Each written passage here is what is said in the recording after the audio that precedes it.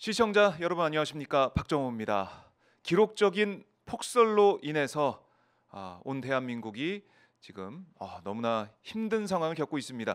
아파트 입구까지 지금 눈 때문에 막혀가지고 출근을 못한다는 얘기까지 들리고 있고요. 여기저기 폭설로 통제가 된 그런 지역도 많습니다. 속보에 귀를 기울이시고 또 오늘 하루 안전하게 다니실 때도 그렇고요. 운전할 때도 안전하게 보내시길 바라겠습니다. 자, 이런 가운데 김건희 여사의 각서 이름 등장, 그리고 명태균 씨를 만나보라라고 했다는 오세훈 시장의 말, 거기다가 한동훈 대표 당원 게시판 논란에 김건희 여사 고모까지 등장을 하고 있습니다. 자, 뭐 지금 이 눈이 와서 혼란스럽다라고 제가 말씀드렸는데, 국정 상황, 우리 대한민국의 모습, 특히 여권 여당의 모습은 혼란스럽기만 합니다. 오늘도 박정희 스팟 뉴스 하나하나 전해드리고요, 분석을 해드리겠습니다. 함께 출발해 보시죠. 자, 손병환 기자 전화로 먼저 연결돼 있습니다. 손 기자 안녕하십니까? 네, 손병환입니다. 자, 제가 앞서서 언급을 해드렸지만은 김건희 여사 이 이름이 채무 각서에 등장을 했다. 이거 무슨 내용입니까? 예. 지금 강혜경 씨가 이 사건 관련돼 가지고 이제 좀 집중 조사를 받고 있는데, 네. 이분이 그저껜가 검찰 조사를 받았을 때 이 각서를 검찰이 확보한 상태에서 이 내용에 대해서 질문을 음, 묻고, 검찰에서 이제 이 명태균 씨의 채무 이행 각서를 확보했다는 걸 알았다면서 이 내용을 상수를 했어요. 네. 정확히 얘기하면 이제 미래한국연구소가 이 여론조사 회사 P&R에다가 줘야 될 한 6천만 원 정도의 음, 대금이 밀려 있었던 건데, 네. 이 관련해 가지고 이제 명태균 씨가 계속 이제 김건희 여사로부터 받을 돈이 있다고 하니까 P&R 대표가 그러면은 이 돈을 이제 갚겠다는 그런 돈이 네. 말이 약간 꼬이네요. 미래한국연구소에서 김 여사에게 받을 돈이 있다는 내용이 거짓이면 사기이고, 그럴 경우에 사기죄로 고소해도 이의를 제기하지 않겠다는 취지의 음, 각서를 쓰고, 거기에 대해서 미래한국연구소에 강혜경 씨가 지장을 지어버렸다는 거예요. 강혜경 씨 입장에서는 이거는 피해나 대표도 그런 얘기를 들었고, 네. 이 명태균 씨도 보복적으로 그런 얘기를 했기 때문에 그런 얘기를 음, 취지의 각서를 써도 이제 무방하다고 생각을 했는데, 네. 이제 나중에 이제 명태균 씨 같은 경우는 이제 좀 버럭 화를 냈다고 그러더라고요. 왜요, 왜요? 뭐 일단은 강혜경 씨는 이제 미래한국연구소에서 이게 소장급의 어떤 그런 간부는 아니었는데 왜 본인이 그런 짓을 했냐는 거고, 음, 한편으로는 이제 뭐 어쨌든 대통령 부부와의 관계 같은 거를 좀 그렇게 문서화로 이제 남기는 것들에 대해서 별로 이게 좀 하지 않았을 게 아닌가, 그런 음, 생각이 듭니다. 그래요. 그러니까 그만큼 명태균 씨가 김건희라는 이름, 그러니까 김건희 여사한테 받을 돈이 있다 이런 얘기를 계속 해왔기 때문에 P&R 쪽에서 그 얘기까지 넣어서 온 거 아니겠습니까? 상식적으로 봤을 때. 예, 뭐 그거 뭐 이런 각서를 뭐 만들어 가지고 엉뚱한 사람을 이렇게 했으면은 네. 각서에 굳이 그 이름을 피해나 측에서도 집어넣지는 않았겠죠. 그러니까요. 예. 그만큼 명태균 씨가 그동안 주위에 이 대통령님 부부와의 관계도 그렇고, 아니 이렇게 여론조사 많이 해줬고 이렇게 만들어줬다라는 그런 취지의 주장을 얼마나 많이 했으면 이 김건희라는 이름이 각서에까지 등장을 했다. 이거는 뭐 시사하는 바가 큽니다. 예, 이게 주목할 거는 이게 검찰발 뉴스가 아니라는 거죠. 그러니까 음, 검찰에서 이 수사 정보를 이제 흘리는 게 아니라 네. 수사를 하는 과정에서 주요 어떤 핵심 증인에게 이거에 대한 진위를 따지지 않을 수가 없다 보니까 음, 알려진 내용이거든요. 그렇네요. 예. 그런 의미에서 일단은 어제 같은 경우는 이제 이 국민의힘 당사에 대해 압수수색을 해 가지고 네. 공천 관련 자료들을 이제 정보를 했다는데, 음, 이게 과연 이게 공천 관여 의혹이라는 게 이제 대통령 부부에 대한 게 있고, 그 당시에 이제 맞물려 들어간 이제 2022년도 지방선거 출마자들에 대한 게 있거든요. 그렇죠. 그런 면에서 이제 검찰 쪽에서 과연 어느 쪽에 더 어떤 무게중심을 두고 하느냐에 따라 가지고 음, 좀 앞으로의 어떤 사법 처리의 어떤 윤곽이 나올 건데, 계속 네. 어떤 정보들이 대통령이 아닌 좀 좀 묵직한 사람들을 이름이 계속 나온다. 어. 그러면은 좀 이제 검찰의 수사 방향이 자꾸 어떤 음. 한계를 두지 않겠냐 그런 식으로 좀 의심을 할 수도 있는 쪽으로 가지 않을까 생각합니다. 그래요. 국민의힘 당사 이게 그야말로 윗선을 가기 위한 징검다리로 압수수색을 하면서 수사를 하는 것이냐 아니면 위로 가지 않고 옆으로 퍼져서 뭐 이준석 뭐 김종인 뭐 이제 오세훈 뭐 등등해서 이런 인사들에 대한 수사로 마무리할 것이냐. 일단 명태균 씨는 구속적 부심 청구가 기각이 돼 가지고 계속 구속된 상태에서 수사를 받게 될 텐데 글쎄요. 검찰의 수사 이게 어디까지 갈지 계속 주목을 해 봐야겠습니다. 자, 그리고 윤석열 대통령 골프 얘기가 또 보도가 됐던데 어떤 내용입니까? 아, 예. 그 추미애 의원실이 제보를 받았는데 네. 아마 이제 대통령이 이제 이 체력 단련장, 군의 음. 체력 단련장에서 골프 치다 보면은 그거 네. 관련해 가지고 이제 여러 가지 어떤 불편이라든가 이런 것들에 대해서 느끼는 분들이 제보를 해 주는 모양이에요. 그렇게 했는데 네.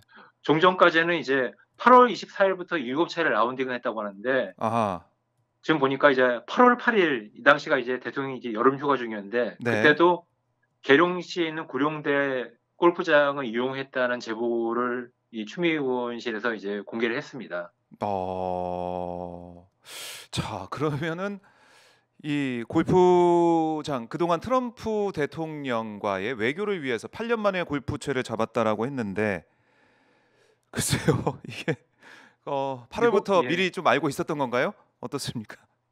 그 얘기는 이제 뭐 완전히 쏙 들어갔고 더 이상 뭐 예. 대통령실에서도 아예 얘기를 하고 싶어 하지 않는 것 같고 예. 좀 주목할 거는 이날에 이제 이 골프장이 2달에 한 번씩 장비 점검, 시설 점검하려고 문을 닫는 날이었는데 예. 그거를 무릅쓰고라도 이제 대통령이 골프장에 나왔다는 거고 네. 마침 이 기간에는 좀 대통령이 이제 휴가 기간에도 어떤 활동한다는 거를 이제 홍보를 하는데 대통령실에서는 네. 이날 이제 그 얼마 후에 있을 이제 을지 자유의 방패 훈련 점검하기 위해 어제 장병들을 격려했다. 이 네. 기간 동안에. 그런 얘기를 아. 했는데 이 찍은 날짜가 이틀이었는데 그중에 하루에 최소한 한 라운딩 한 4 시간은 골프장에서 보내셨다는 거예요. 참. 야. 이게 뭐 네. 점점 충격적인 얘기가 좀 나오고 있는 건데. 아니 그러면은 이거 뭡니까? 국군 통수권자로서 뭐 누구보다 모범을 보여야 될 대통령이 골프장에 있었다. 그것도 휴장일에 가서 골프를 쳤다. 아, 이건 점일 가경입니다. 이거는 예 국민들이 뭐 봤을 때는 분노할 수밖에 없을 것 같은데요, 진짜. 예 항상 뭐 이 얘기 나오면 또 항상 나오는 게지만 뭐 골프 치는 걸 가지고 문제 삼는 게 아니라 네. 위선을 떨지 말라는 거죠. 아, 이선 떨지 했으면 마라. 했다. 대통령이면 그렇죠. 이거 뭐 이제 골프채 잡을 때도 됐다 얘기하고 그랬으면 이제 넘어갈 건데 네. 처음부터 그거를 이제 자꾸 포장을 하려고 하고 그거를 음. 거짓을 덮으려 하다 보니까 일이 커지는 거거든요. 그래요. 거짓말이 네. 제일 문제다. 거짓말 때문에 정말 큰일 난다. 아, 이걸 좀 알아야 되겠다는 생각이 듭니다. 자, 그리고 한동훈 대표 얘기도 좀 해보죠. 지금 한동훈 대표 당계 논란, 당원 게시판 글 논란이 뭐 친한게 그야말로 전면전으로 가고 있습니다. 막 최고위 회의에서 김민전 최고위원하고 한동훈 대표가 설전을 벌이진 않나.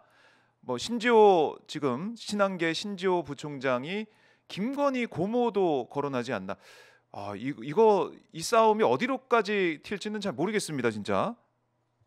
예 뭐 일단은 이제 한동훈 대표가 직접 이제 나서거나 반응을 보이지 않아 가지고 어제는 네. 약간 좀 쉬는 느낌도 들었는데 어쨌든 이제 음. 한동훈 대표 측근이라고 하시는 분들 같은 경우는 지금 저희 기사에는 이제 신지호 부총장만 얘기했지만은 네. 정성국 의원도 어제 저녁 인터뷰에서 좀 약간 한동훈이가 임계점을 넘어갔다는 그런 판단을 하고 있다는 얘기도 하고 그래요. 그런 거 보면은 아하. 이게 지금 쉽게 가라앉지 않은 것 같고 네. 일단은 제가 보기에 일단 신지호 부총장 같은 경우는 굉장히 좀 확전을 원하는 것 같아요. 아, 신지호 네. 부총장 예. 생각은 예. 저도 사실 이름도 모르던 분인데 네. 김건희 이 대통령 부인의 이제 고모라는 분의 페이스북을 찾아내 가지고 이 벼락 맞을 뒤질 집안 뭐 이런 표현까지 해 가지고 했는데 예. 예. 밤사이에 이분이 굉장히 유명해졌더군요. 그러니까요. 뭐 예. 계속 또 예. 글을 올리고 있더라고요. 페이스북을 보니까. 예. 뭐 하여튼 뭐 좀 이런 일이 있으면 좀 여러 가지 좀 뉴 페이스들이 나오는데 어떻게 또 공이 튀어갈지 좀 봐야 될 것 같습니다. 아, 그래요. 결국 뭐 한동훈 대표 향한 이 친윤계, 특히 뭐 이거는 보수 내부뿐만이 아니고요. 이 야권 쪽에서도 아니 한동훈 대표가 그 좀 얘기하면 되는데 아니 그냥 부인이 썼는지 안 썼는지 가족이 썼는지 안 썼는지 그 얘기를 좀 하면 될 텐데 그걸 얘기 안 하고 있어서 뭐 앞으로 정치하기 어렵다. 한동훈 이제 끝났다. 여러 가지 얘기가 좀 나오더라고요. 송 기자는 어떻게 보고 있습니까? 그건 뭐 지금 대통령하고 대통령 부인도 거의 비슷하게 가는 거 아닙니까? 아, 그건 또 닮았네요. 그러니까 이게 예. 큰 문제가 있고 작은 문제가 있는데 네. 작은 문제 같은 경우는 이제 잘 설명하고 가면은 넘어갈 수 있는 그런 문제들 같은 거를 음. 대통령께서 이제 제대로 얘기를 안 하고 그냥 넘어가고 뭉개고 그러면서 네. 나중에 이제 큰 거는 큰 거대로 더 큰 건가 보다 이런 식의 어떤 의심을 심어주기도 하고 그런 그렇죠. 것들인데 이거 가지고 예. 뭐 그냥 뭐 지나가는 얘기로 그냥 검사분들이 정치하시면 다 저렇게 되나 이렇게 얘기하시는 분들도 계시더군요. 그래서 아, 이 뭐 이제 한동훈 대표를 향해서 거의 뭐 윤석열 대통령하고 똑같다. 한동훈 대표가 윤석열 대통령하고 똑같은 모습을 계속 보여주고 있다. 가족 사랑이 대단하다. 이 얘기 이런 지적은 정말 피할 수 없을 것 같아요. 앞으로 이 상황이 어떻게 될지 모르겠지만은. 예, 일단은 뭐 주목해야 될 게 이제 12월 10일 날 이제 네. 재표결이 있는데 12월 10일. 예. 예, 그 김건희 특검법 이제 특검법. 재표결이 있는데 그렇습니다. 이제 이 어제 그저께 한번 최고위원회에서 크게 붙고 네. 나가지고도 이제 어제도 이제 계속적으로 여진이 있는 거 보면은 음. 그때까지 이제 12일 날 재표결을 놓고 양쪽이 좀 계속 기싸움을 하는 것 같아요. 네. 12월 이렇게 10일 해가지고 만약에 재표결. 이제 반란표를 대구로 만들어가지고 진짜 여당을 이제 분당 상황까지 갈 거냐. 네. 한쪽에서는 친윤계에서는 그렇게 보고 있고 아하. 친한계는 거꾸로 이런 어떤 지금 어떻게 보면 친한계가 지금 캐스팅 보드를 쥐고 있는 거잖아요. 그렇죠. 친한계가. 김건희 특검법에 그런 네. 상황에서 이런 어떤 우리들의 어떤 위상이라든가 이런 것들을 뭉개고 계속 네. 이렇게 괴롭힐 거냐 이런 것들은 좀 분위기를 음. 어떤 상대방의 어떤 분위기를 읽고 이쪽의 분위기 카드를 내고 그러면서 이런 상황들이 당분간은 좀 계속 지속되지 않을까 음. 그런 생각이 듭니다. 그래요.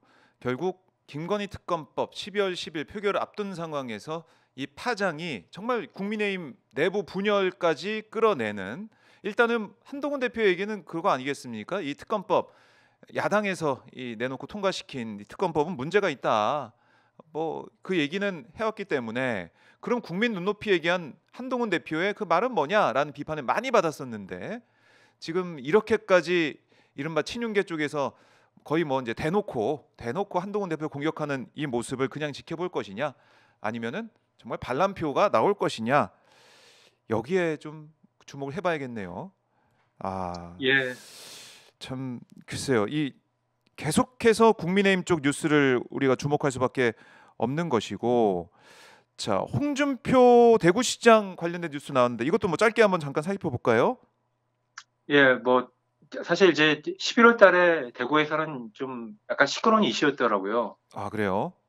예, 그러니까 좀 요약을 하면은 홍준표 시장의 이제 고등학교 동기가 네.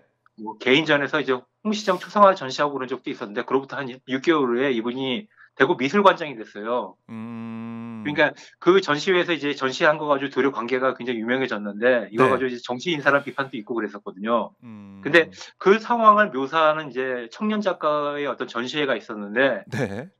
이 전시회를 주관하는 이제 대구 문화예술회관 쪽에서 이게 어떤 초상권 침해다 뭐다 여러 가지 어떤 시비를 붙여가지고 전시장을 아예 음. 폐쇄를 해버렸어요. 전 시장을 폐쇄해 버렸다.